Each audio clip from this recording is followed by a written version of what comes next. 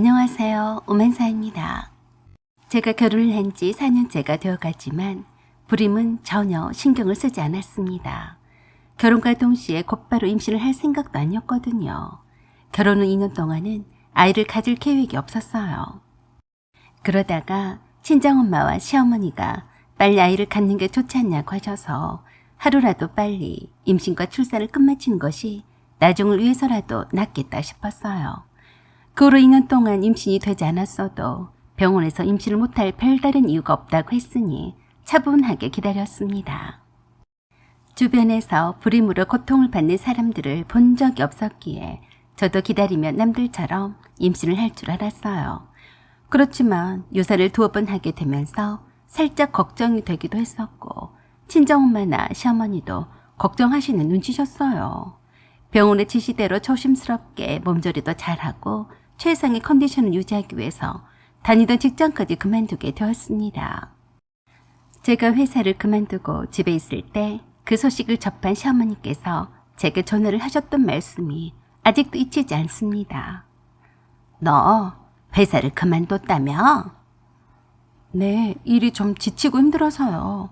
스트레스도 많이 받아서 자꾸 유산이 되나 싶어서 그만뒀어요. 그러자 어이가 없다는 듯이 시어머니가 비웃듯이 비아냥거리셨습니다. 아이고, 누가 보면 네가 귀족 집안의 딸인 줄 알겠다. 너만 별스럽게 왜 그러냐? 순심이를 봐라. 그 애는 애가 너무 잘 들어서 망조가 되지 않았냐? 또 시작이구나 싶어서 아무 대꾸도 하지 않았더니 계속해서 하고 싶으신 말을 다 쏟아내셨어요. 그냥 솔직하게 일하기 싫어서 집에 들어앉고 싶어서 일 그만뒀다고 하면 누가 뭐라고 하냐? 남들도 다 나는 애도 하나도 못 나는 처지에 그게 무슨 핑계거리라고. 창피한 줄도 모르고 애기 낳으려고 회사를 그만뒀다고 그래? 네? 어머니, 말씀이 심하세요. 심하긴 뭐가 심하냐? 순심이는 지금 우리만 안 낳았어도 팔자를 고쳤을 게다. 임신이 얼마나 잘 되든지 둘이도 바로 들어서지 않았냐? 좌우지간 일하기 싫으니까 별 핑계를 다 대고. 세월 좋구나. 저도 웬만하면 시어머니 말씀에 토를 달지 않으려고 했는데요. 저도 성질머리가 더러워서 말이죠. 한마디 했습니다. 어머니, 아가씨는 집에서 아무것도 안 하고 있었으니까 임신이 그렇게 잘 된 거죠. 저도 아가씨처럼 아무것도 안 하고 남자가 주는 돈만 쳐다봤으면 그랬겠어요? 뭐야? 이게 어디서 찢어진 입이라고 함부로 씨부렁대? 너는 네 시누이가 불쌍하지도 않냐? 어떻게 된 애가 지금 이혼해서 고통을 받고 있는 시누이를 그렇게 말하고 있냐? 저는 깜짝 놀랐어요. 시누이가 이혼한 애 만회한 적은 있었지만 이혼한 줄은 몰랐거든요. 아가씨가 이혼했어요? 그래, 이혼했단다. 고소하냐? 너같이 못돼 처먹었으니까 애가 안 생기는 거야. 지금 한참 손도 많이 타는 어른아들이 둘씩인데 이제 순심 인생은 어쩌냐? 어디로 다시 시집을 가기를 하겠냐? 누구한테 기대서 살기를 하겠냐? 어머니, 제가 뭐 어쨌다고 그러세요. 아가씨가 이혼한 것이 제 잘못은 아니잖아요. 좌우지간 긴 말 필요 없고 너 말이다. 집에서 할 일 없이 그러고 있으려면 네가 우리랑 둘이 좀 돌봐줘라. 뭐 이런 뚱딴지 같은 소리가 다 있나요? 제가 임신을 하려고 몸을 만들고 있는데 조카들을 돌보라고요? 어머니, 아가씨는 뭐하고 저보고 아가씨 애들을 돌보라고 하는 거예요? 뭐하긴 뭐하겠냐? 순심이가 네 팔자랑 같냐? 돈을 벌어야 먹고 살 것 아니냐? 저는 못하니까 알아서 하세요. 저 급한 전화가 온 것 같으니까 먼저 끊을게요. 더 길게 대화를 해봤자 쓸데없었어요. 제가 시누이 애들에게 무슨 정이 있다고 돌봐주고 말고 하겠어요. 천불이었습니다. 그 뒤로 시어머니와 시누이의 전화가 핏발쳤지만 받지 않았어요. 혹시라도 남편에게도 단단히 일러두었어요. 자식을 낳았으면 죽으나 사나 낳은 사람이 책임을 져야지 누구한테 떠맡기려 해요? 아이고, 회사를 관뒀으니 조카라도 돌봐 한다는 식이니 엄청 화가 많이 나더라고요. 바로 그 즈음에 제가 임신을 하게 되었어요. 일부러 남편을 통해서 동네방네 소문을 냈습니다. 그래, 나도 임신이란 걸 했다. 어쩔래? 임신 초기라서 남편이 시누이든 시어머니든 아무도 신경을 거슬리지 못하게 했습니다. 그렇게 편하고 행복한 나날들이 계속 되는가 싶었어요. 저와 남편의 행복한 결혼 생활을 누군가 질투라도 한 걸까요? 이번만큼은 기다리고 기다렸고 몸조심을 했던 터라 설마 하니 유산이 또 될 줄은 생각하지 못했습니다. 새벽에 배를 움켜쥐고 남편과 함께 병원 응급실로 향했어요. 참 아쉽게도 유산이 되었습니다. 이젠 영영 임신을 할 수는 없는 건가 하고 좌절했어요. 그렇게 노력을 했건만 또 유산이 되다니 아무도 만나고 싶지도 않아서 방구석에서 2달 동안을 이불 속에서 처박혀서 나오지 않았습니다. 다른 사람들의 위로는 와닿지 않았습니다. 그러던 어느 날이었어요. 천정 소리가 여러 번 울리더라고요. 남편이 주문한 택배라도 있나 나가 봤습니다. 한 보따리 짐가방이 3개에다가 낯익은 신우의 2 아들이 덩그러니 있더라고요. 네 엄마는 어디 갔어? 라고 하니까 계단 쪽으로 가리키면서 울먹거리고 있었어요. 더 어린 동생인 둘이는 엄마가 간 계단 쪽으로 내려가겠다고 칭얼거렸고요. 일단 신우의 2 아들들을 챙기는 게 우선이라 데리고 집 안으로 짐까지 들고 들어와서 애들부터 얼르기 시작했어요. 그랬더니 제 휴대폰에 신우한테서 온 문자가 도착했습니다. 언니, 나 도저히 애들을 못 키우겠어요. 언니랑 오빠가 우리 애들 좀 키워줘요. 내게 연락을 해도 소용이 없으니까 연락하지 마요. 참 미치고 환장하겠더라고요. 둘이가 저와 제 집이 낯설어서 그런지 울고불고 문 쪽으로 가겠다고 난리를 쳐댔습니다. 정신이 하나도 없더라고요. 그런 둘이를 안 된다고 하나 올리니까 더 악을 써대고 울고 우리도 따라서 엉엉 울어댔는데 어떻게 해야 할지 몰라서 한동안 쩔쩔맸어요.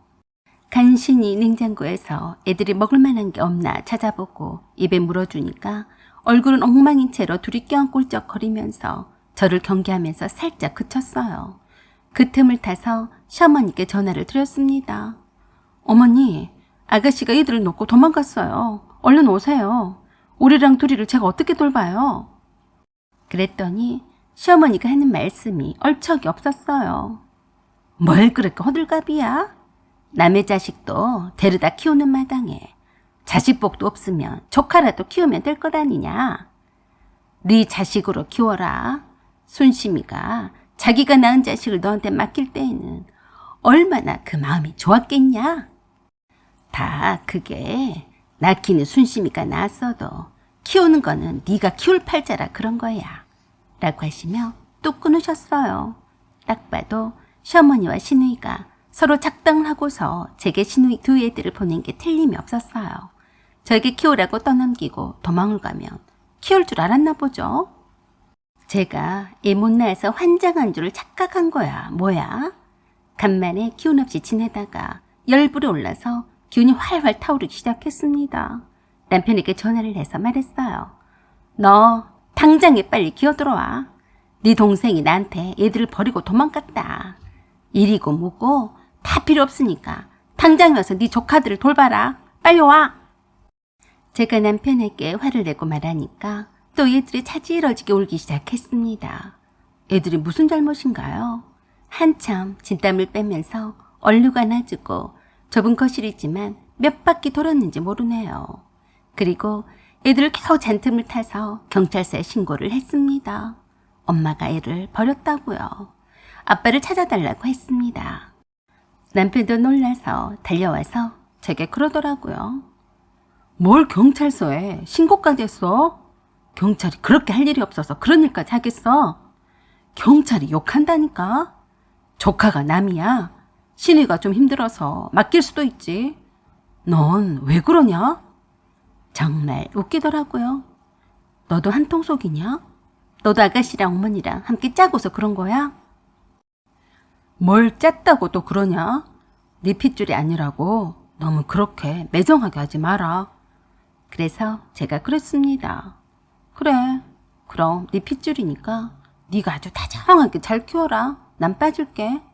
라고 하며 저는 곧바로 짐을 싸서 집을 나와버렸어요. 그새 애들이 깨어나서 또 칭얼거렸습니다.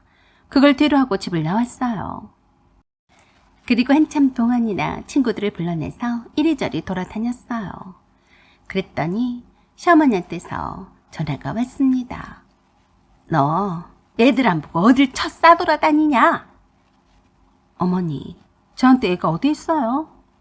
자기 자식도 싫다고 버리고 도망을 갔는데 제가 왜 내 자식도 아닌데 돌봐요? 저는 집에 안 들어가니까 아드님한테 이혼 서류에 사인이나 잘해서 보내라고 하세요. 그랬더니 미치고 팔짝 뛰셨습니다. 제 할 바가 아니죠. 그 정도도 예상 못했나? 틀림없이 어쩌고 있나 하고 주변에서 맴돌면서 간보고 있을 게 뻔했네요.